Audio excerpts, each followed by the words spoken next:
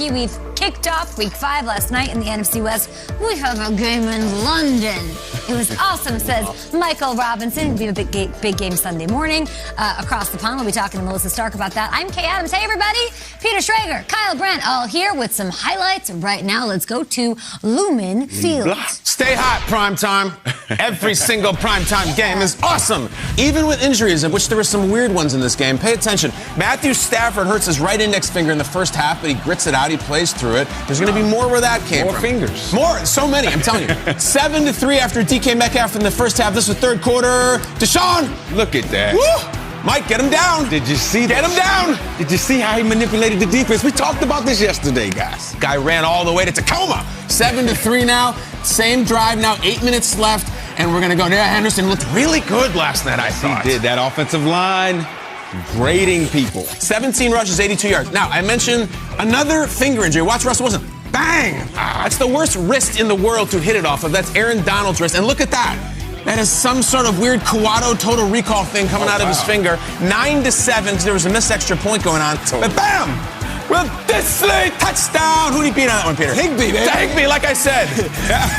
Beat our guy Jamal Adams. I was so excited to talk about Jamal Adams, I messed up Tyler Higbee's name. But look at this, not going to mess up this name. Geno Smith is in. They pull Russ, who never misses time, and Geno came out chucking. And he looked okay. 5 for 5, right down the field.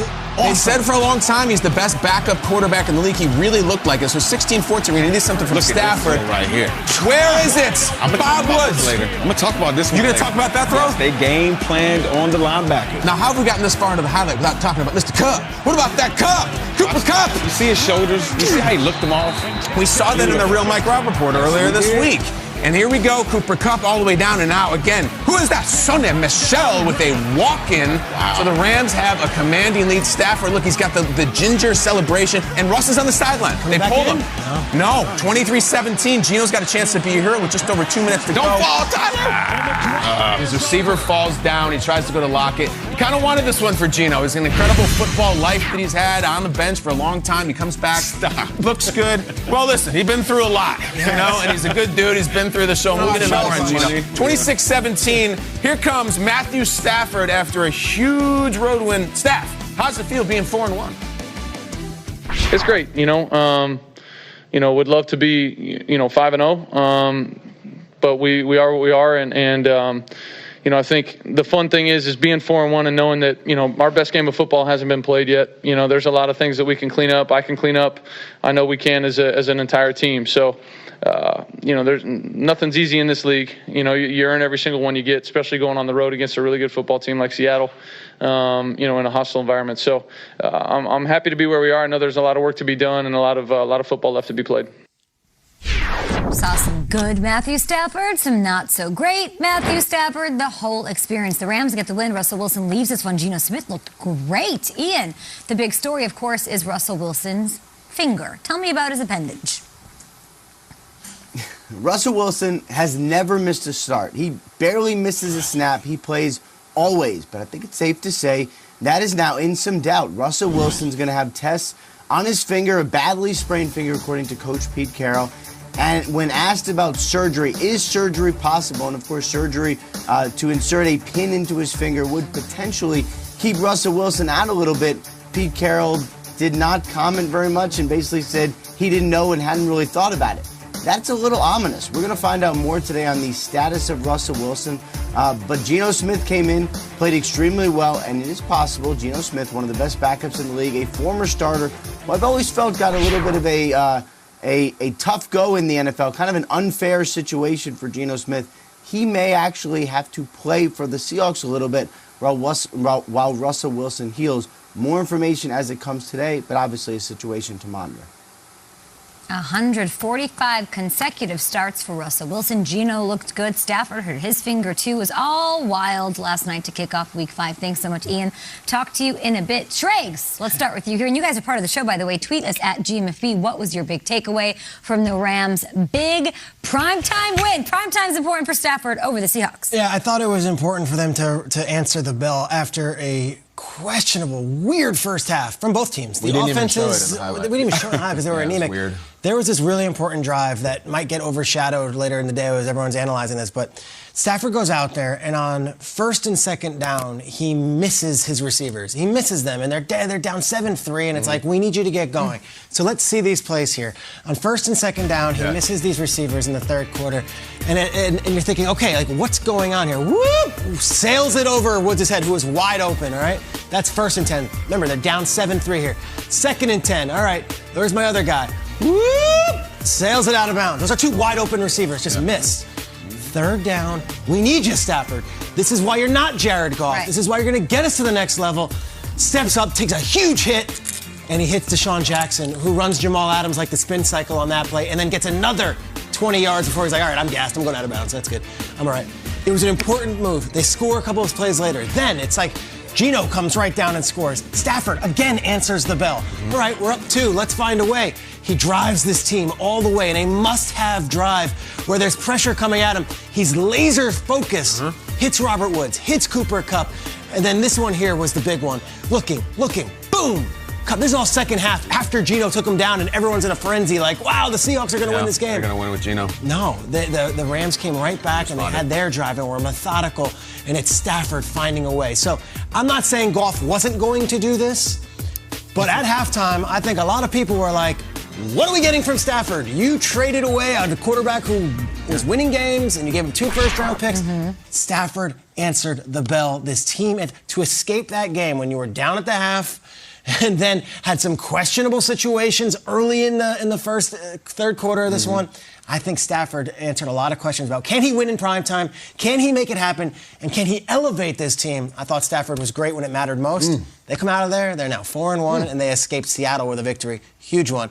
At a moment where I think a lot of people thought they might have lost this one. And to your point, Stafford was great when it mattered most. That's when I need my franchise quarterback to be great. I don't need him to be great when we're up by 2 touchdowns or anything like that. And I thought Matthew Stafford finished like a champion. And it's crazy that we're talking about finishing because that's something that Pete Carroll always preaches in how to finish. Sure. And the Seahawks team hadn't been able to finish that much this year. Matthew Stafford finished second half 12 for 18.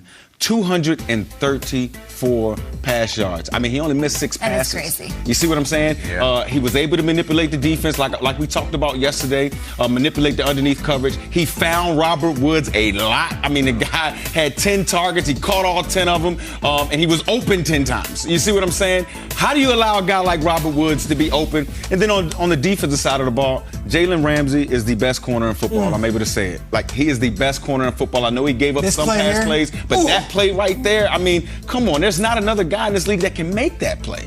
I mean, he's long, he's big, and what I thought this defense did, I thought Raheem Morris did a great job of teaching these guys how to plaster on the receivers. How many times have we seen Russell Wilson scramble around and then just throw it all the way up across the field? Highlight time, somebody's baby. wide open. We didn't get much of that in this game. I thought these defensive backs did an excellent job. I thought they did too. Look, what did we learn about Stafford? We already know that he's really, really tough. He's got a big arm and everything. But like, to his credit, he just went in Seattle in primetime and won. And yesterday I ran a whole full screen of all these current and future Hall of Fame quarterbacks that he's lost to in primetime. Let's update it, because last night he went to Seattle and won. The same full screen I showed the 3 of you guys yesterday.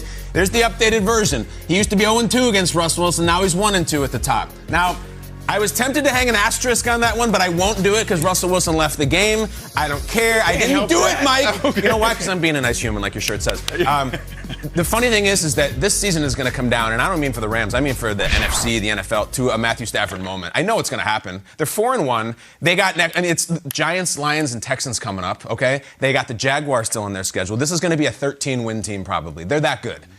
Is this going to be that moment? Like, is Matthew Stafford going to have the moment against another one of those guys? Is he going to beat Russ for real, not Geno? Is he going to beat Rodgers? Is he going to beat Brady again? Is he going to beat Kyler? One of my biggest takeaways from last night is how good the Cardinals are. I mean, they beat the Rams. This is really impressive. But it's a weird thing to say that's never been said at this table or maybe any other. I think this NFC season is going to come down to a moment with Matthew Stafford, and we got a splash of that last night. But he won, and I take nothing away from that, really. 23 points. I mean, that for them to do that, 234 yards in the second half was crazy. I said, the Cardinals were able to sort of stop Cooper Kupp. He had 13 targets. He only caught 5, and I brought that up yesterday. Other guys are going to step up. You brought up Robert Woods wants the ball. McVay saying we want to get him involved, and they did. 150 yards. Awesome. It was very cool to see. This season, weeks 1 through 4. He has 172 total yards. He had 150 in a game yesterday. He got going. He's used all over the field, and that makes them so much more scary. It makes them scary when you have Deshaun Jackson screaming down the sideline. He's going to always back safeties up. When you have Cooper Kupp, he's a route technician. He always creates separation. Your third best guy is going to have to be on Robert Woods. Robert Woods is going to eat all the time. So great job, great game planning by Sean McVay. Deshaun Jackson, the lone catch, just being a huge, massive thing. And we saw other pieces finally in this offense sort of step up, which was great. And sorry to the rest of the NFC. Melissa Stark is joining us right now. Let's go over to London across the Lady Stark. Why would we be going here? Because there's football on Sunday morning, everyone. Wake up 9:30 a.m. Eastern. You have Jets and Falcons, just over 48 hours away from this at Tottenham Hotspur Stadium. What is the energy like? What have you been doing ahead of this huge international matchup? Well, it's just another day at the office for me, in front of the Queen's office, Buckingham Palace. This is spectacular. It doesn't get any better than this. This is where she receives heads of state and dignitaries. You can tell if she's here based on which flag is flying. She is not here today. She was here yesterday. We just missed her. But we did just see the changing of the guard, which is a personal highlight for me and for tourists. They had to take 18 months off because of COVID and just resumed in August. And of course, the NFL had to take a year off, but we are back in London. And the fans, they love it. The stadium, it is sold out, over 60,000. And it doesn't matter if you're a Falcons or you're a Jets fan. They are American football fans, and there is nothing better than watching it in person. The weather is spectacular. The teams landed this morning. It was a 7-hour flight, and keep in mind it's 5 hours later here. They're going to practice this afternoon, have media availability. And I talked to a couple players who have never been out of the country. They've never been to London, and they're looking forward to a little bit of sightseeing, knowing it's a business trip. But both head coaches saying, do not come here with a tourist mindset. Now, the big news from the Falcons is wide receiver Calvin Ridley. He did not make the trip due to personal reasons. He is, of course, a personal favorite target of Matt Ryan, so they're going to have to find some other targets, and they have figured out how to use Cordero Patterson. We saw that last week, 3 receiving touchdowns for the first time in his career. And, oh, by the way, they have the number 4 overall pick in tight end Kyle Pitts. There has been much made about his lack of targets. I spoke to him, and he is welcoming the opportunity for more on Sunday. It is 2 days and counting, and we can't wait. I cannot wait.